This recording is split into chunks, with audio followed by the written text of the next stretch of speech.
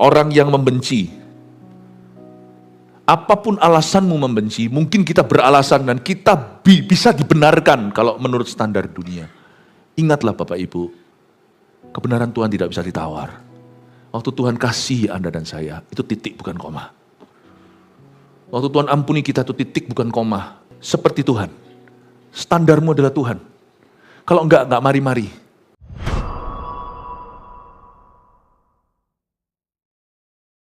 Dalam nama Yesus, haleluya. Amin. Shalom semuanya, God bless you. Mari kita sekarang bahas hubungan kasih dengan terang. 1 Yohanes pasal yang kedua, pasal 2 ayat 7 sampai 11. Gampang ingatnya 1 Yohanes 2, 7-11 ya. Perintah yang baru, kita baca dulu ya. Saudara-saudara yang kekasih, bukan perintah baru yang kutuliskan kepada kamu, melainkan perintah lama yang telah ada padamu dari mulanya. Perintah lama itu ialah firman yang telah kamu dengar. Namun perintah baru juga kutuliskan kepada kamu, telah ternyata benar di dalam Dia dan di dalam kamu, sebab kegelapan sedang lenyap dan terang yang benar telah bercahaya. Barang siapa berkata bahwa ia berada di dalam terang, tetapi ia membenci saudaranya, ia berada dalam kegelapan sampai sekarang.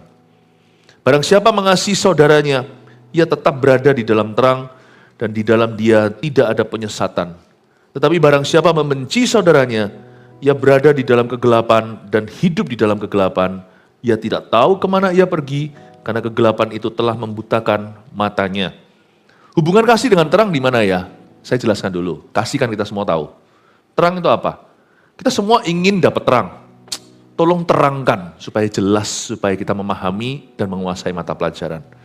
Terang juga bisa gini loh, mati lampu. Aduh, aku gak bisa lanjutkan kerja.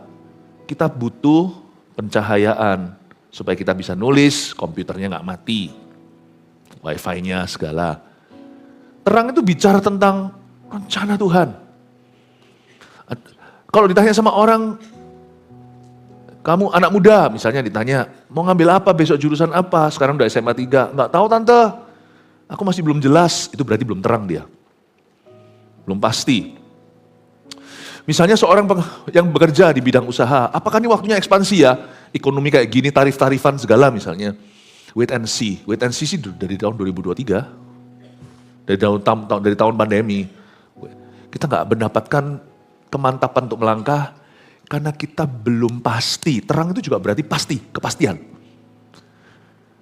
Kita itu alangkah indahnya ya, kalau kita itu tahu masa depan kita, secuil saja, luar biasa ya, kapan beli, kapan jual. Jodohku mana? Aku sudah bukan before 30. Ya, aku sudah sampai sekarang Tuhan, apakah aku mau dapat bocoran dong? Kira-kira siapa nanti yang jadian sama aku? Jangankan yang lebih tua, yang muda aja ingin tahu. Terang itu bicara tentang melihat sesuatu. Terang itu bicara tentang tahu sesuatu. Terang itu bicara tentang kepastian. Terang itu bicara tentang perencanaan, kejelasan, kemantapan untuk melangkah. Apa hubungannya sama kasih? Seingat saya, kalau kita mau terang atau jelas sesuatu, kita harus punya pengetahuan. Kita mungkin punya teman di tempat yang tinggi, mungkin kita punya teman-teman yang berpengaruh, berkedudukan, mungkin mereka bisa kasih sedikit spill, bocoran gitu. Kira-kira nanti ke depan seperti apa? Trump ngomong begini, langsung goyang itu pasar saham. Kalau saya punya teman seperti Trump, Presiden Trump, bro, sebelum sana ngomong sesuatu, telepon saya dulu ya. Supaya nanti pas goncang saya langsung beli gitu loh misalnya. Terang itu kan bicara tentang pengetahuan ya. Tapi tidak, kalau bersama dengan Tuhan, Tuhan itu lebih maha tahu dari siapapun juga. Tidak ada sahabat, tidak ada sobat seperti Yesus. Anda kalau desire, kalau rindu tahu sesuatu tentang masa depanmu, hiduplah dalam kasih. Karena kasih itu hubungannya erat dengan terang benderang. Loh masa Pastor Philip, kalau saya hidup dalam kasih, saya tahu gitu kira-kira nanti ekonomi bulan depan seperti apa? Tidak. Nggak harus lewat jalur pengetahuan. Tapi orang yang hidup dalam kasih itu nanti dibawa Tuhan ke jalur kebetulan. Jalur tuntunan. Ya. Pasti ada sesuatu. Nggak mungkin Tuhan itu izinkan orang itu tersesat. Sebab orang yang hidup dalam kasih tidak pernah tersesat jalan. Kasih itu seperti memiutangi Allah. Allah berkepentingan. Seperti tidak ada orang yang Tuhan tidak pernah berutang sama siapa-siapa. Saya ingin Anda mengerti rahasia hidup berkemenangan ternyata tidak lepas dari hidup mengasihi. Tuhan itu smart. Kalau Tuhan bilang perintah pertama, yang lainnya nyusul semua. Segala sesuatu ditambahkan, carilah dahulu kerajaan dan kebenaran. Kebenaran wahid nomor satu. Itu adalah kasihlah Tuhan Allahmu. Dan kasih sesamamu. Nggak mungkin Tuhan itu iseng, taruh kasih nomor pertama. Di atas sana, yang lainnya itu semuanya dekorasi. Manusia agak beda ya. Kasih, nggak usah kasih-kasih, yang penting money. Nggak usah cinta kasih, segalanya nggak perlu. Ya, yang penting pokoknya aku berhasil dulu. Manusia maunya kejar ilmu pengetahuan, ilmu gaib. Ilmu whatever. Ilmu dulu pokoknya. Kalau dada itu aku lemah, kasih nomor 2. Keluarga, gampang, menyusul aja nanti. Yang penting pokoknya sukses dulu. Agak beda ya. Tapi kalau kita rindu mengalami rencana Allah yang ajaib, tidak bisa tidak. Ingredientnya adalah love, L-O-V-E, kasih. Kalau Anda tidak hidup mengasihi, Tuhan akan membuat hidupmu tersesat melulu. Tuhan akan, tapi kalau kita hidup dalam kasih, kita hidup dalam terang. Karena Alkitab berkata di sini bahwa siapa mengasihi saudaranya, ia berada dalam terang. Mana ada ayatnya? Ayatnya kebalikannya. Barang siapa mengaku bahwa ia dalam terang, tapi ia membenci saudaranya, ia berada dalam kegelapan. Berarti orang yang hidup dalam kasih, hatinya akan diterangi oleh Tuhan. Kadang dia tahu rencana Tuhan, kadang dia tidak tahu, dia sedang dituntun masuk kepada sesuatu yang dia tidak sadari. Ternyata Kristus yang menuntunnya ke sana, rumput hijau dan air yang tenang. Saya ingin Anda mengerti ini, hubungan kasih dengan terang. Kadang-kadang Tuhan menuntut kita untuk mengasihi dulu sebelum Tuhan menerangkan sesuatu gitu. Kita kan maunya kita tahu dulu kan, aku ampuni dia, tapi aku mau tahu dulu dia tobat gak nanti? Gak bisa, kasih dulu. Kasih sama iman itu dulur. Kasih, iman dan pengharapan. Yang terbesar adalah kasih. Kalau iman aja di depan apalagi kasih. Karena kita kira, oh ya kalau iman aku ngerti, beriman dulu kan. Beriman dulu, percaya Tuhan udah ngomong nih, Abraham kau akan jadi bapak segala bangsa, bapak bangsa-bangsa. Oh, Tuhan sudah ngomong sama Abraham, kamu akan memperoleh Kanaan. Masuk dulu, iman, iya. Kasih juga gitu. Buat apa kita mengharapkan sesuatu yang sudah terjadi? Pengharapan juga demikian. Kita berharap dulu baru mendapatkan. Roma 5 pengharapan tidak mengecewakan. Kalau iman di depan, kasih juga lebih di depan lagi. Malah justru sebelum kita beriman, kasih dulu. Waktu kita nggak tahu kita harus imani apa, kasih. Waktu kita lagi down, kita nggak tahu Tuhan, aku putus pengharapan, kasih. Jangan putus kasih, sebab ketika kau putus kasih, kau putus ari-ari dengan Roh Kudus. Dia tidak akan menuntunmu. Makanya orang yang kepahitan tidak dituntun Tuhan. Hanya ada satu sisa tuntunan, satu ari tidak bisa putus. Termasuk orang kepahitan. Tuhan akan terus tuntun dia ke pertobatan. Tapi lebih dari itu tidak ada.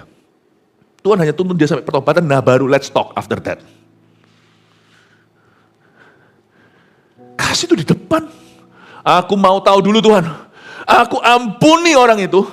Tapi kalau dia kembalikan uangku. Loh, jangan tuntut terang dulu. Tolong pahami, siapa yang mengasihi diterangi, bukan sebaliknya. Diterangi dulu baru sana mau mengasihi. Kasih itu tanpa syarat. Itu kasih Tuhan. Beda sama kasih manusia, dia bersyarat. Aku terima kamu ya kalau kamu berubah. Kasih itu di depan. Waktu kita nggak tahu harus gimana beriman, gimana berharap tentang sesuatu, tentang seseorang, atau tentang kehidupan. Wis, pokoknya gini aja. Kalau kita mengasihi itu nggak pernah salah. Kasih Tuhan dan kasih sesama. Amin. Jangan putus. Aku nggak ceki dulu. Loh, salah satu manifestasi kasih itu di rumah Tuhan. Waktu kita berceki mau nggak mau kita harus belajar mengasihi, secara sengaja malahan. Itu mengasihi by design loh. Bener-bener kasih tanpa pestisida. Itu bener-bener organik tumbuh, mau nggak mau. Karena mereka bukan dulurku, mereka bukan saudaraku, kita bukan darah dan daging. Itu kasih yang paling murni, the form of love yang paling alami adalah Kasih padahal sana bukan siapa-siapa. Aku bukan siapa-siapamu. Kalau sana siapa-siapa, aku apa-apamu, siapa-siapamu. Ya biasalah kasih seperti itu. Mafia, gangster, orang jahat, kartel, pengedar narkoba aja mereka mengasihi. Bukan kasih Yesus, tapi definisi kasih di sini manusiawi. Hewan aja gitu kok, hyena, dubuk itu yang itu ketawa gitu. Musuhnya Lion King itu juga bela kaumnya sendiri. Kalau sama anaknya bela mati. Itu instingtif. Itu binatang, hewan. Mengasihi kawan, mengasihi orang yang sama dengan aku, mengasihi darah dagingku. Kartel aja begitu. Makanya CG itu mulia. Sana bukan siapa-siapa, aku juga bukan siapa-siapamu, tapi kita mengasihi karena Yesus. Wow, that's the best, the purest form of love. Justru kalau Anda down, bisnis tak jalan, jangan berhenti mengasihi, jangan berhenti ber-CG malahan. Karena dalam CG itu aktivitasnya adalah kasih. Jangan berhenti melayani. Kalau kita tidak diskorsing karena ada suatu kesalahan moral, suatu skandal, di mana kita diizinkan melayani sekalipun kita masih hidupnya itu banyak pergumulan, layani terus. Karena kalau Anda putus, justru tidak dituntun oleh Kristus. Tapi waktu kita melayani terus, kita akan dituntun oleh Tuhan. Ingatkah Anda, ketika mereka tidak punya apa-apa, janda Sarfat itu justru dapat mujizat karena dia mengasihi dan dia memberi roti. Ingatkah Anda Raja Daud dalam kasus anak istri, bukan hanya milik anak istrinya, anak istri pengikutnya semua diculik, disiklak oleh bangsa Amalek. Waktu dia lihat ada satu orang Mesir sedang sekarat di jalan, biarkan mati. Daud dan rekan-rekannya semuanya berhenti untuk mengasihi dia dulu, baru kejar musuh. Padahal bini dan putra-putrinya, anak-anak dan istrinya semua ditawan mereka. Setiap saat bisa dibunuh. Tapi ketika di depan pintu, yang ini kan belum tahu di mana mereka, di mana istriku, di mana anakku, kan mereka masih cari tahu, mereka masih research di mana ini, mereka masih cari kompas di mana kira-kira mereka, di timur atau di barat. Tapi waktu kebutuhan untuk mengasihi itu mengetuk pintu persis di depan mata mereka, orang masih sekarat, mereka kasih roti kismis, kasih minum bekal dari mereka sendiri, mereka berkorban, kasih. Justru itulah kartu jackpotnya. Siapa sangka orang Mesir tersebut justru adalah hambanya orang-orang Amalek itu yang ditinggal mati, kejem banget tuh tuannya.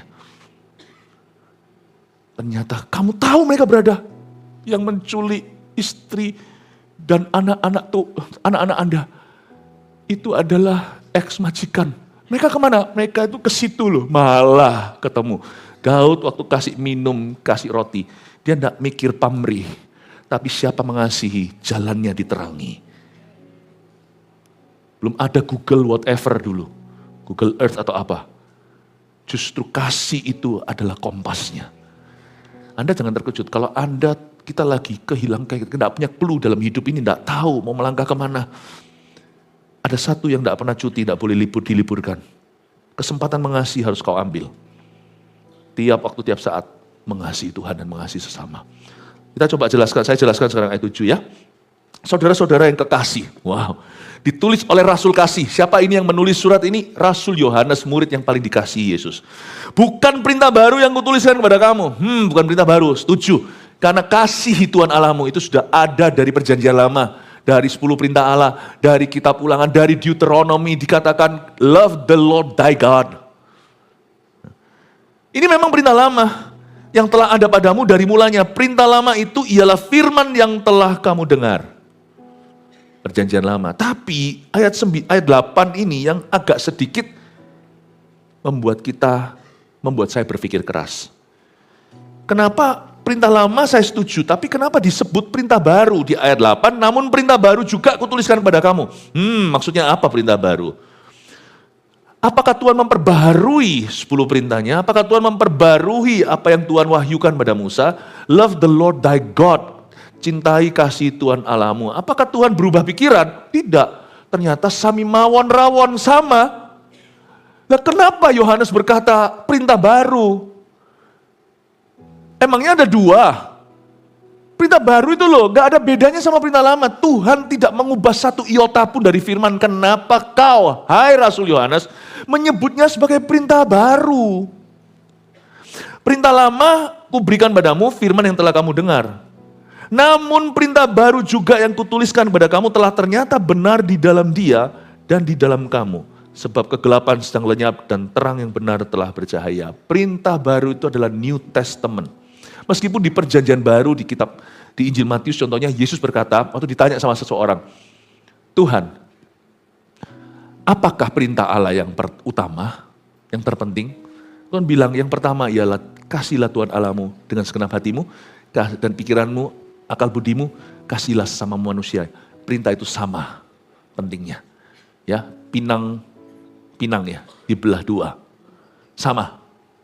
Sebenarnya enggak baru sih, Yesus hanya mengutip loh. Tuhan Yesus ini luar biasa. Apa yang beliau katakan dan apa yang beliau lakukan, semua itu menggenapi hukum Taurat. Yang Yesus kutip itu adalah firman Tuhan di perjanjian lama. Yang diturunkan oleh Roh Kudus di perjanjian lama, oleh Bapa kepada Musa. Lalu kenapa disebut perintah baru? Gini loh, perintahnya sendiri tidak diperbaharui. Itu dari dulu sudah ada. Ya, cuman manusia melakukan atau tidak melakukannya, nah itu pertanyaannya. Perintah itu dari dulu sudah ada di situ. Nggak usah diperbaharui, wong satu aja nggak pernah dilakukan. Tapi kenapa disebut perintah baru di ayat 8? Karena Yesus memberi nyawa pada perintah itu. Yesus menunjukkan apa artinya mengasihi sesamamu manusia. Sehingga Yohanes menulis, Yohanes yang sama, bukan di sebuah surat tapi di kitab Injil. Di Yohanes 15 dituliskan dan seperti ini kan. Dan tiada kasih yang lebih besar dari ini, daripada kasih seorang sahabat yang menyerahkan nyawanya untuk temannya. Paulus nanti menulisnya di perjanjian baru berikutnya. Karena Kristus telah mati bagi kita sewaktu kita masih berdosa. Bagi orang yang baik, bagi orang yang benar, mungkin masih ada orang rela mati. Bagi orang baik maksudnya. Bagi orang yang benar, masih ada orang mau mati. Bagi penjahat, orang berdosa seperti kita, kenapa Kristus harus mati? Dia sudah mati waktu kita masih berdosa. Yesus tunjukkan dimensi baru dari perintah lama itu. Sampai-sampai seolah-olah perintah yang lama itu menjadi perintah baru. Yesus tunjukkan sekarang. Kalau zaman dulu, gigi ganti gigi, mata ganti mata. Iya, Huanya, bahasa Chinese-nya. Tampar pipi kanan, tamparlah pipi kiri kanan orang itu. Yesus ajari kalau seorang menampar pipimu, kasih pipimu yang satu. Ngomong doang. Enggak. Dia naik ke salib, diludahi segala. Dihina oleh penyamun di sampingnya. Tapi terakhir dia berkata, Bapa ampunilah mereka. Karena mereka melakukan apa yang mereka tidak sadari. Yesus tunjukkan how far can you go in loving. How far can you go in forgiving. Yesus tunjukkan sejauh apa kita harus mengampuni dan memaafkan orang dan mengasihi mereka. Ditanya sama muridnya sendiri, bukan untuk memancing seperti orang Farisi, bukan untuk menjebak seperti ahli Taurat. Berapa kali harusnya aku mengampuni saudaraku? Yesus berkata 7 kali. Dia tanya 7 kali kah? Yesus berkata 7 kali 70. Wow. Dibutuhkan waktu loh untuk melakukan kesalahan yang sama 7 kali 70, 490 kali dalam sehari atau 24 jam. Dengan kata lain, kau harus selalu menang setiap hari dalam hal mengampuni. Tidak boleh kepahitan. Yesus tunjukkan dimensi baru lewat salibnya. Lewat teladannya. Bahwa perintah yang lama itu begitu luar biasa. Sampai-sampai dengan Yesus mendemonstrasikannya. Perintah itu seolah-olah jadi perintah baru. Karena orang-orang di perjanjian lama belum mengerti ketika mereka belum lihat Kristus. Tapi kita hari ini punya Injil tahu bahwa Yesus bawa perintah itu begitu jauh. Begitu jauh. Sehingga kita tidak punya alasan. Tapi mungkin Anda berkata, ya itu kan Yesus, dia Tuhan. Aku loh, kan orang biasa. Aku gak sempurna, aku masih daging dan darah. Makanya khotbah saya sebelumnya tadi saya jelaskan. Orang itu tidak boleh beralasan. Karena orang yang making excuse for himself, orang yang membuat alasan untuk dirinya, orang itu tidak akan ditolong Tuhan. Karena dia sudah menolak Tuhan mentah-mentah. Seperti orang datang ke praktek dokter, dokter mau obati, dia berkata, I'm fine, thank you. Padahal jelas-jelas dia sakit. Kalau kita itu membuat alasan untuk diri kita sendiri, Tuhan tidak bisa obati. Tidak bisa obati. Wong Tuhan tidak suruh kita mengasihi orang lain itu dengan kasih kita kok. Wong Tuhan yang pinjemin kok. Bank sorga itu tidak ada serinya. Tidak ada batasnya. Hari ini saya bisa mengasihi seseorang because I'm loving that person with the love of Jesus Christ. Makanya Yesus berkata, sebagaimana Allah Bapa mengampunimu, doa Bapa kami, demikianlah kamu mengampuni sesamamu. Berikan pada kami hari makanan kami secukupnya dan ampunilah segala kesalahan kami. Seperti kami mengampuni yang bersalah kepada kami. Kita tidak mengampuni dengan pengampunan kita sendiri. Kalau Roh Kudus tinggal di dalam diri kita, kita mengampuni dengan kuasa Tuhan. I can forgive you. Not because I can, but because He has forgiven me and empowered me to do so for you. Bukan karena aku sanggup mengampunimu, dosamu terlalu besar, apalagi kau bunuh anakku misalnya. Tapi Tuhan sudah mengampuni aku karena aku bunuh anaknya. Yesus Kristus. Siapa aku tidak mengampuni kau seorang pembunuh? Dan Tuhan telah memperlengkapi aku dengan Roh Kudus-Nya dan dengan firman. Firman dan Roh Kudus dalam dunia ini ada witnesses, ada saksi.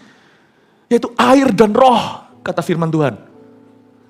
Ada firman, ada spirit, the spirit of God. Aku bisa melakukan segala perkara. Dalam Dia yang memberiku kekuatan. Kalau kita nggak ngalami, memang tidak ada anugerah untuk hal itu. Ya kita jangan imani alam yang buruk-buruk ya kan. Tapi kalau kita alami sesuatu, pasti ada anugerah untuk itu. Pasti Tuhan curahkan anugerah tertentu.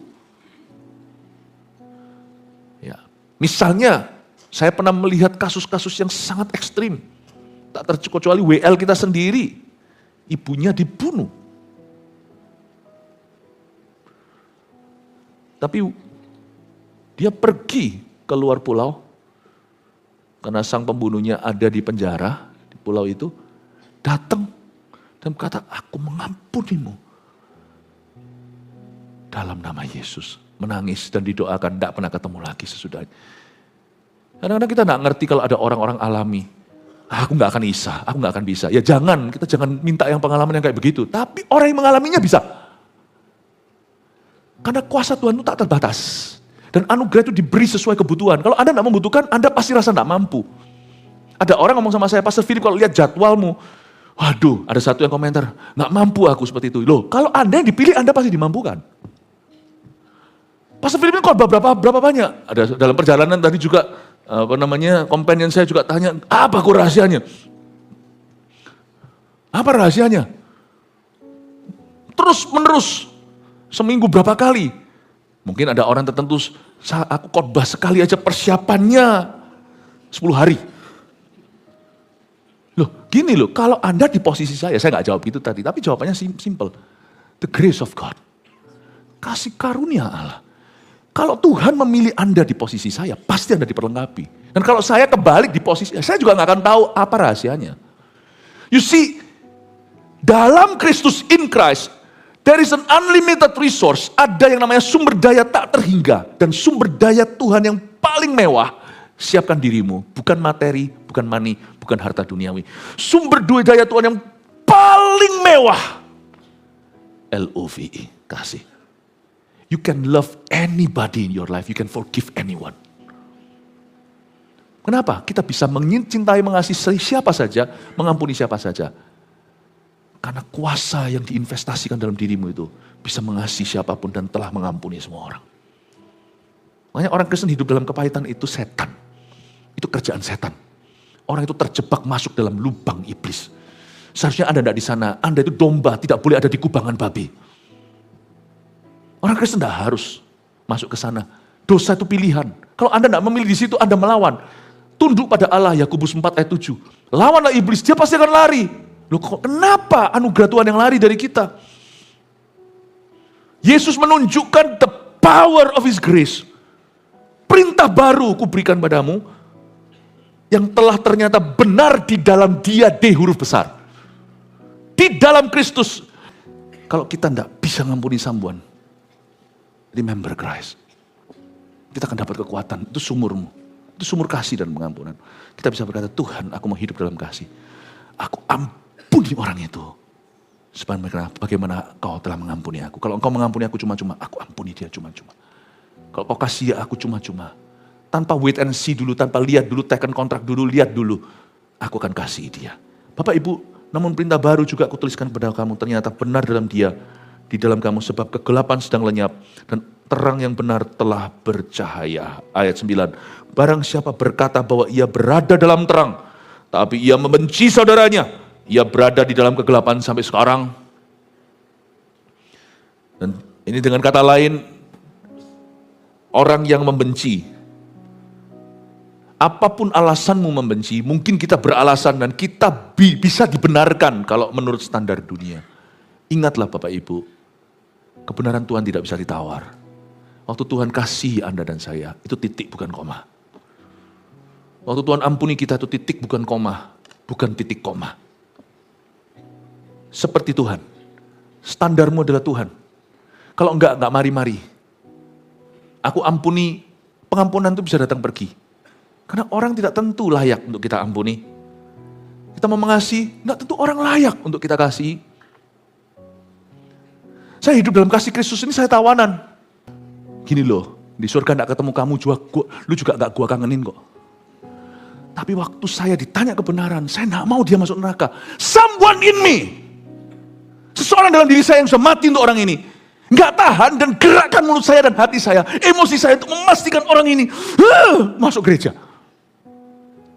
Ngerti saya kenapa kita doa mati-matian untuk orang berdosa, orang menjengkelkan di dunia ini bertobat. Ngerti saya sekarang kenapa Stefanus itu sembayang ketika dia dirajam.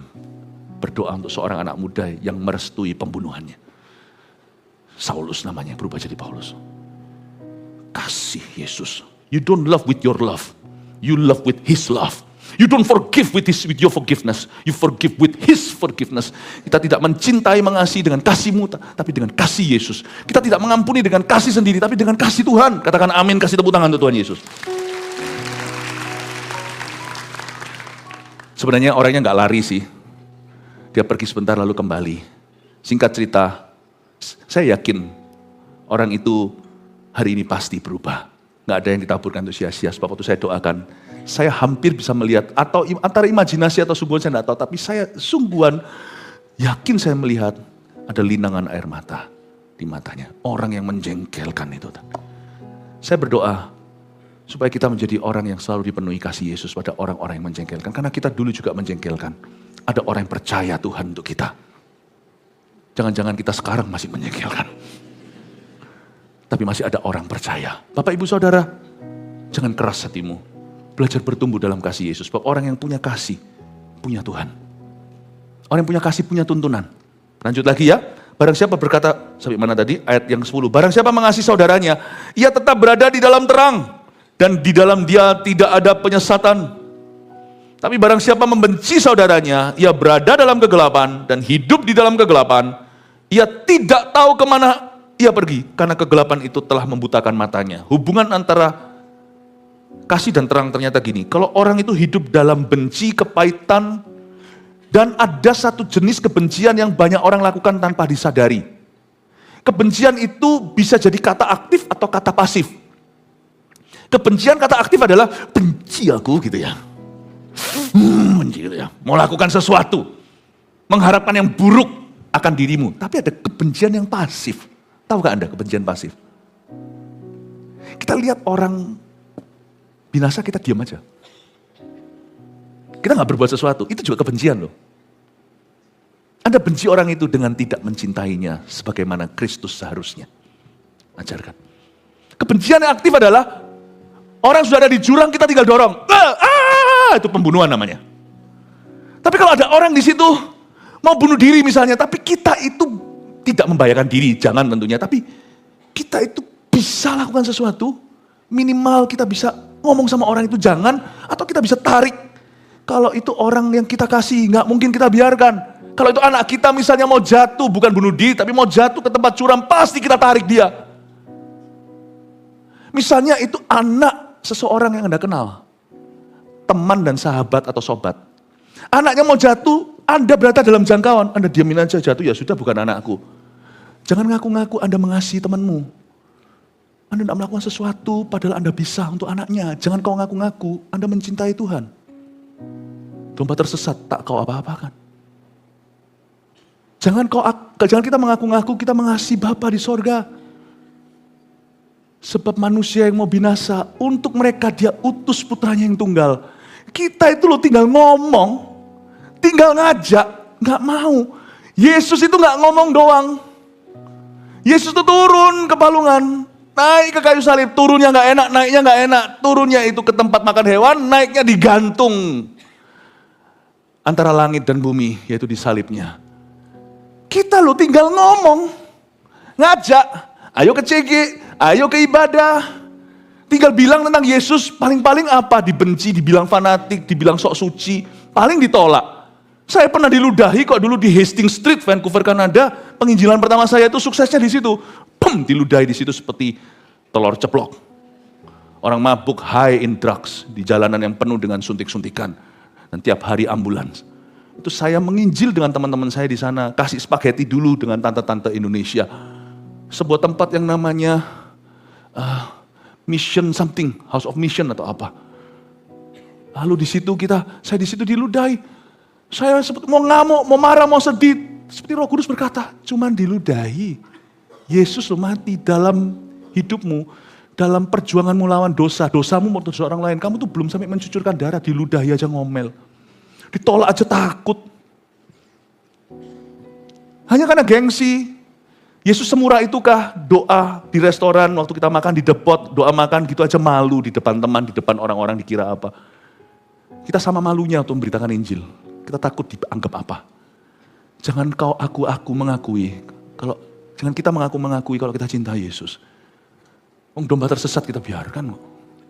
Jangan ngaku-ngaku cinta Allah. Karena begitu besar kasih Allah kepada dunia yang menyerahkan nyawa anaknya tunggal. Kita tinggal ngomong. Tinggal ngomong doang, tinggal ngajak. Paling telur ceplok di sini kalau perlu. Udah emangnya dia bisa apa? Kasih yang pasif, kebencian yang pasif adalah kebencian yang sifatnya indifference bahasa Inggrisnya. Acuh tak acuh.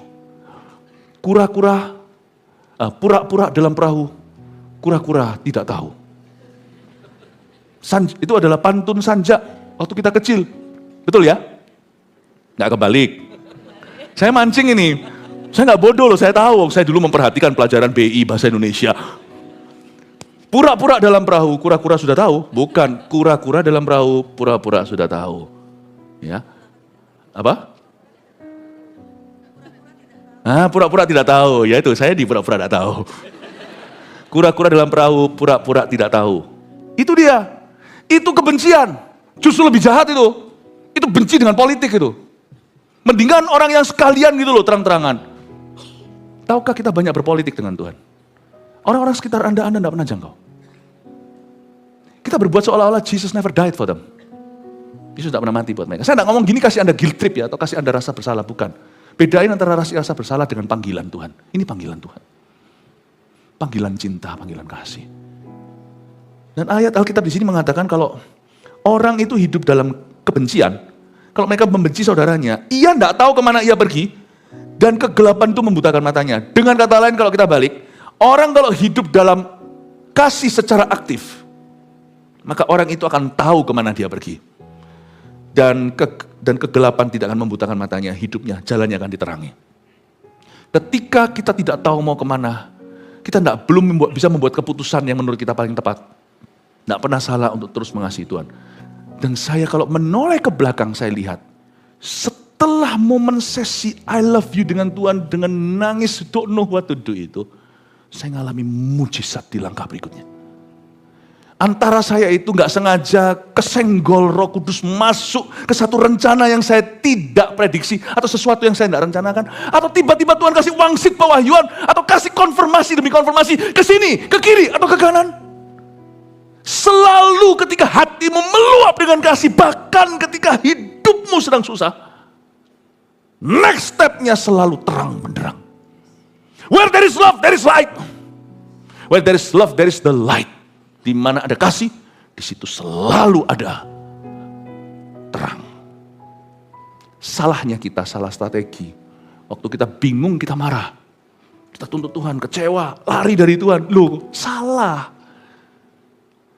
Anda mau masak spaghetti, ya pakai mie Itali.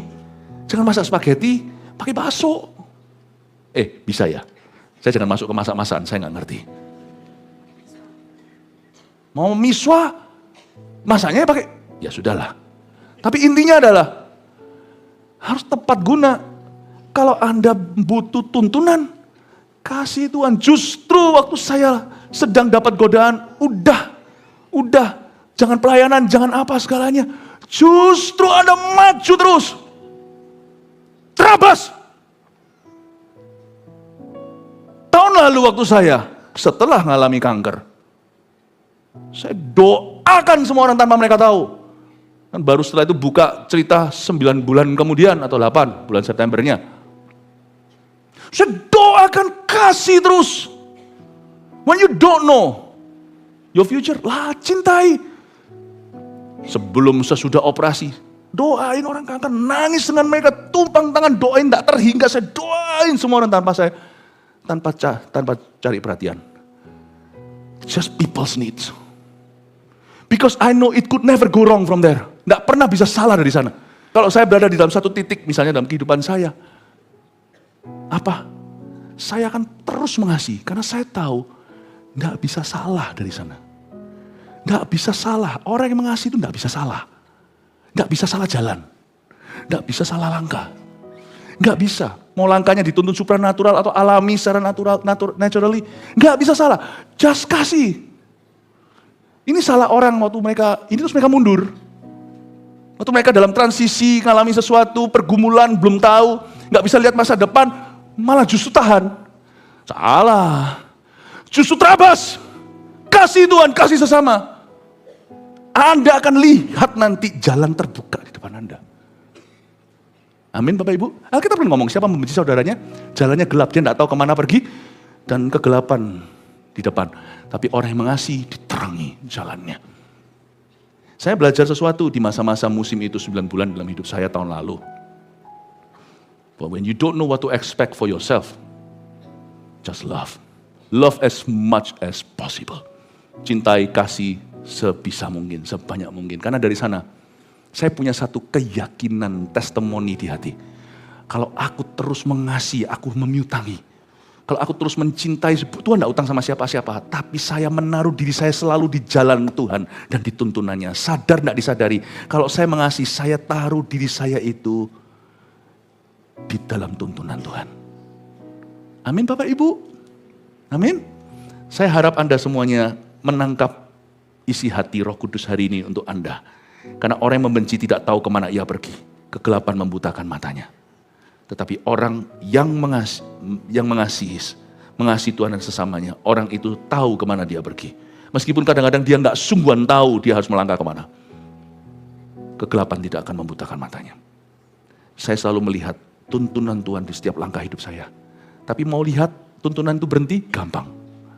The day I stop loving you.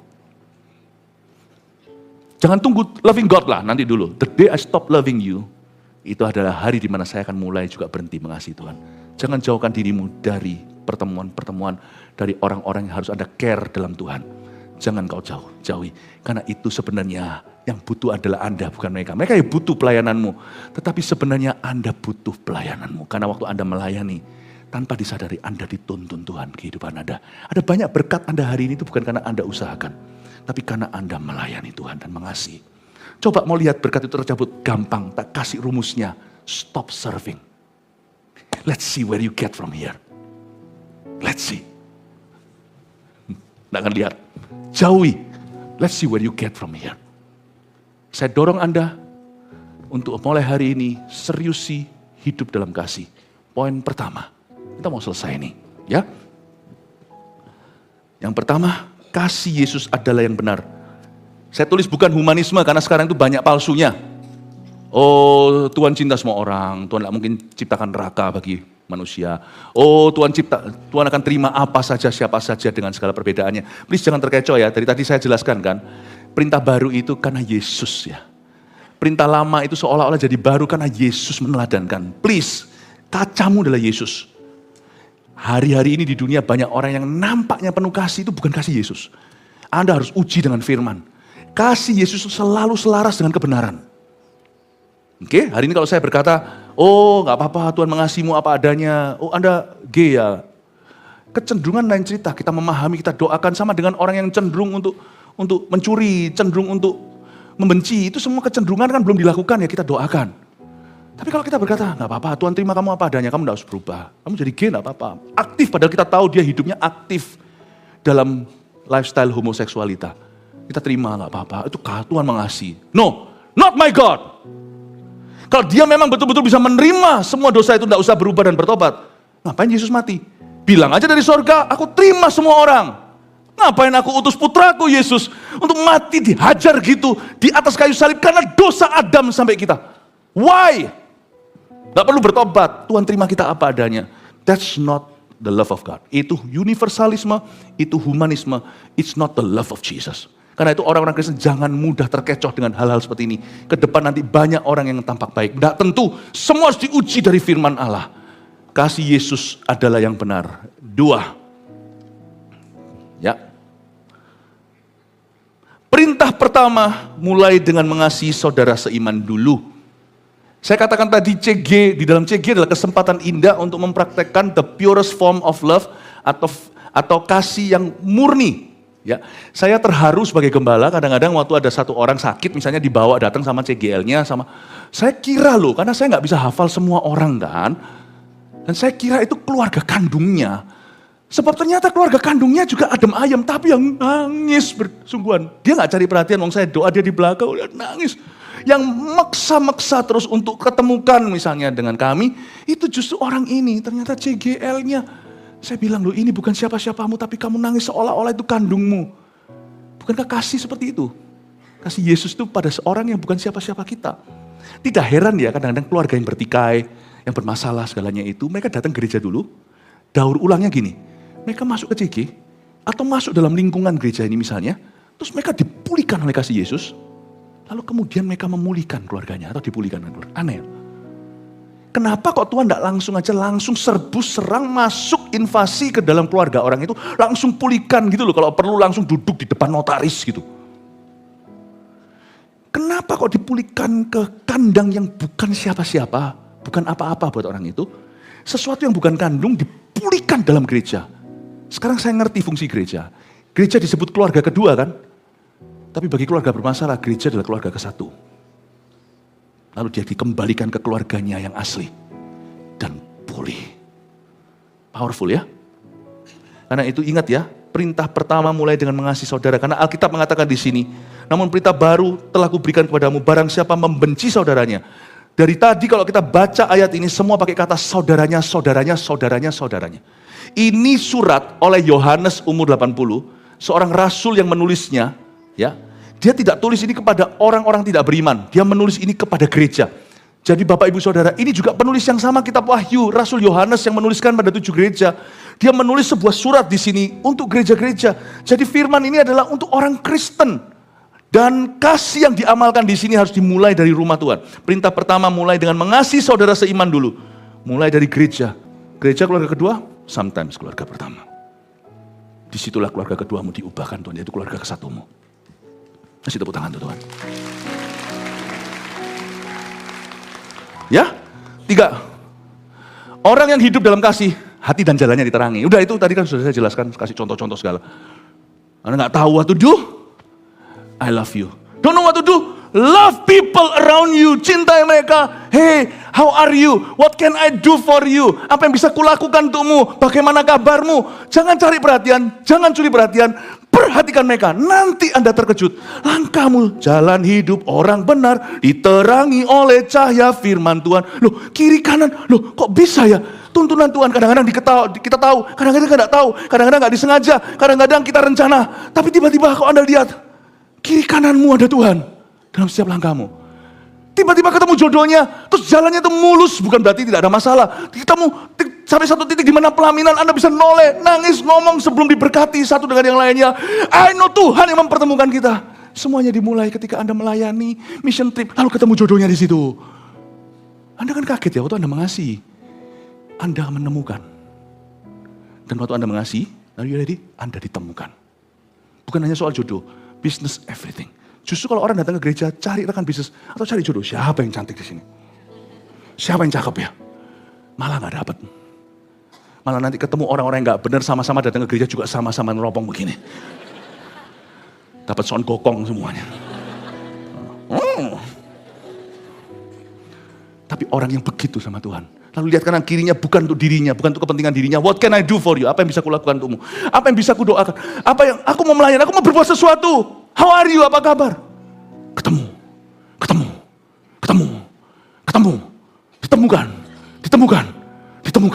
Ditemukan. Kasih dulu. Rencana Tuhan segera menyusul di belakangmu. Haleluya. Amin.